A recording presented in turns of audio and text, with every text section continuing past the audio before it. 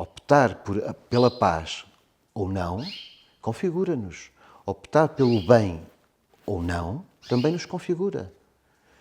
Acreditarmos num Deus que é capaz de nos fazer superar a nós próprios, para lá do nosso egoísmo, das nossas limitações físicas, psíquicas, espirituais, é um desafio constante.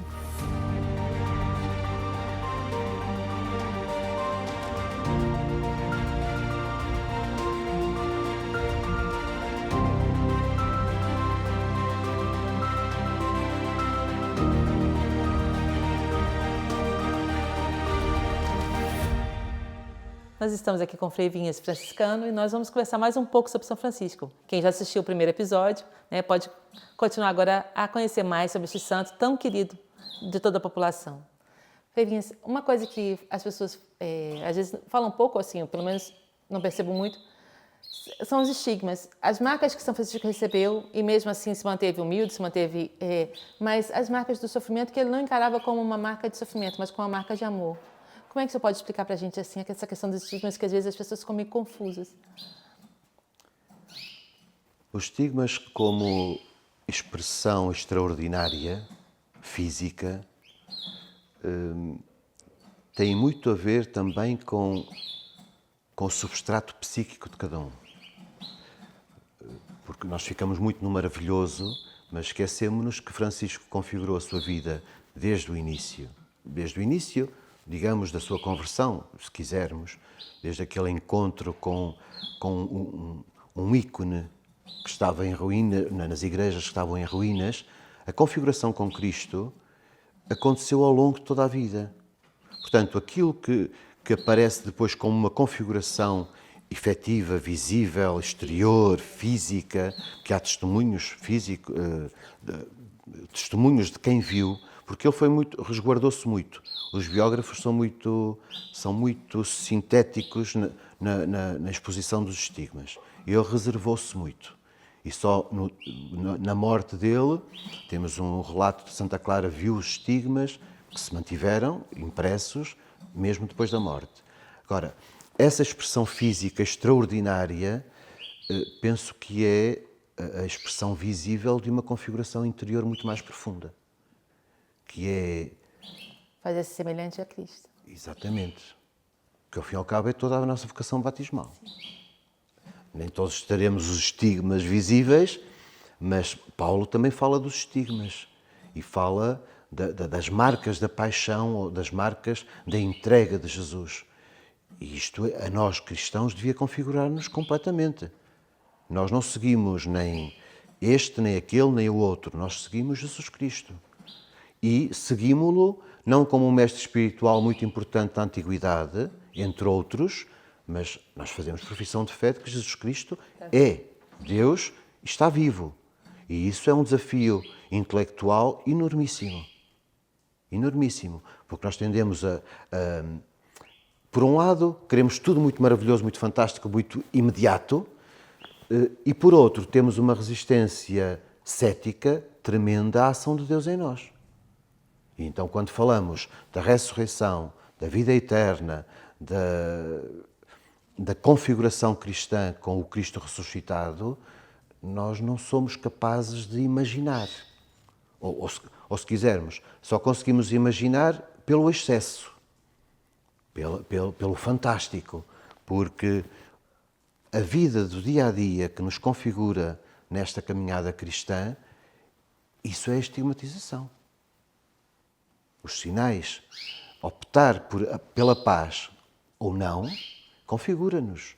Optar pelo bem ou não, também nos configura. Acreditarmos num Deus que é capaz de nos fazer superar a nós próprios, para lá do nosso egoísmo, das nossas limitações físicas, psíquicas, espirituais, é um desafio constante. E isso acontece todos os dias.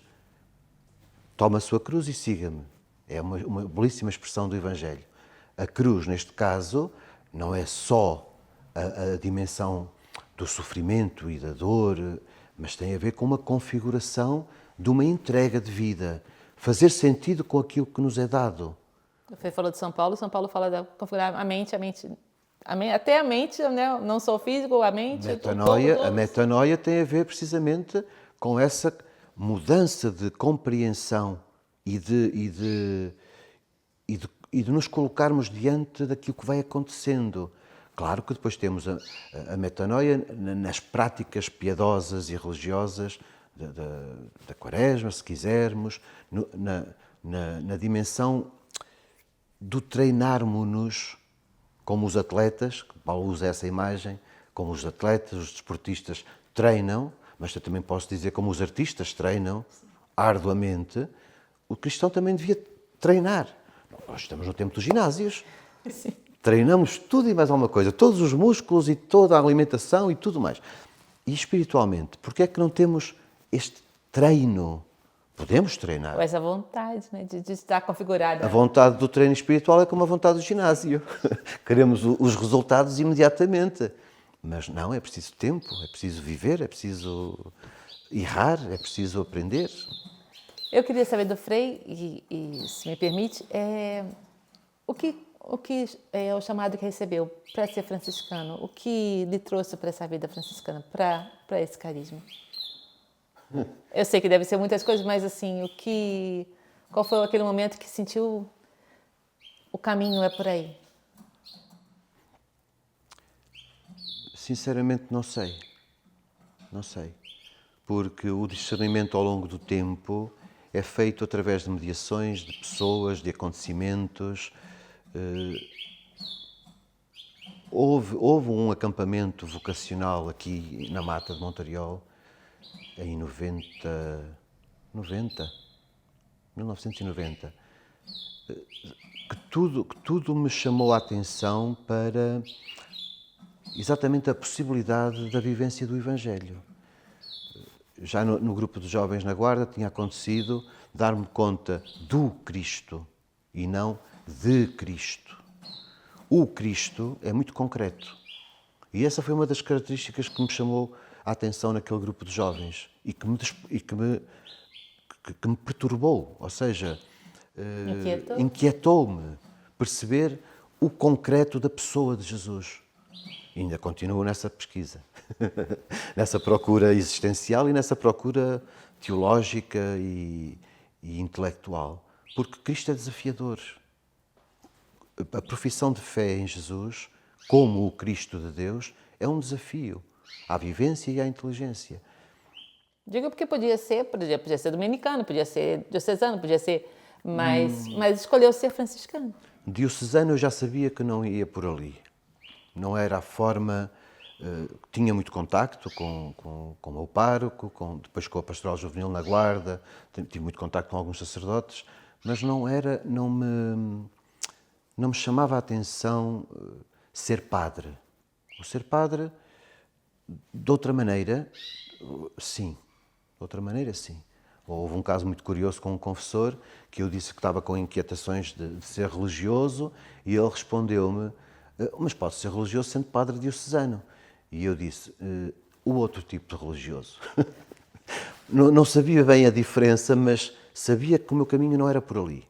E depois encontrei os franciscanos, nos retiros, nos encontros, e pouco fui vendo que talvez fosse por aqui a minha forma de estar na vida. E tem muito a ver comigo, realmente, com a minha forma de estar, de compreender. E depois, claro, o tempo, a formação vai-nos moldando um bocadinho e aprofundando as motivações vocacionais. Aprofundando e purificando, não é? Porque na procura de Deus é muito fácil procurarmos a nós próprios. E isso precisa ser purificado. E tem que ser purificado ao longo do tempo. Se alguém quer ser frade hoje, não pode mandar um e-mail e amanhã vem picar o ponto, não é?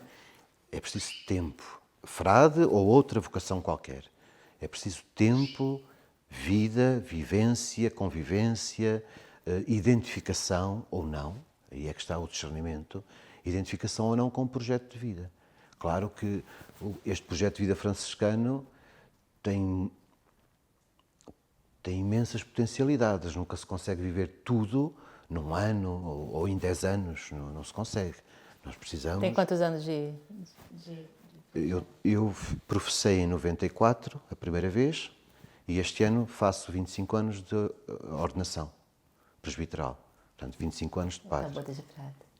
Bodas de prata. Olha, tem uma expressão, a minha espiritualidade é do renovamento carismático, e a gente tem uma expressão que usava nos grupos de oração, que eu sempre acho graça, mas eu acho que é um pouco isso que o Frei está a falar, que cristão que tem conversão com data certa, prazo de validade, estraga, porque a sua conversão tem que ser diária. Se você tem me converti e nunca mais me converti, já estragou. É um pouco isso? Não, eu não tenho experiências místicas, nem visões. A única visão que eu tenho e vou tendo é a visão da vida. E às vezes a inquietação de não ver a vida espiritualmente. Ou seja, os critérios pragmáticos do dia-a-dia, administrativos, práticos, às vezes podem encobrir uma certa espiritualidade. Aí precisamos de parar. E eu preciso de parar. Mas parar, tanto pode ser numa oração formal, digamos, um momento de oração, como ler um bom livro, ou ver um bom filme, ou um mau filme. Sim. Também. Ou então estar atento àquilo que nos vai chegando. Uma entrevista, um artigo de jornal, um desafio de alguém que diz que não concorda com isto ou com aquilo, e nós, ou eu pelo menos, fico a tentar perceber as razões que estão ali por debaixo da contraposição da outra pessoa. E às vezes isso leva-me a aprofundar espiritualmente.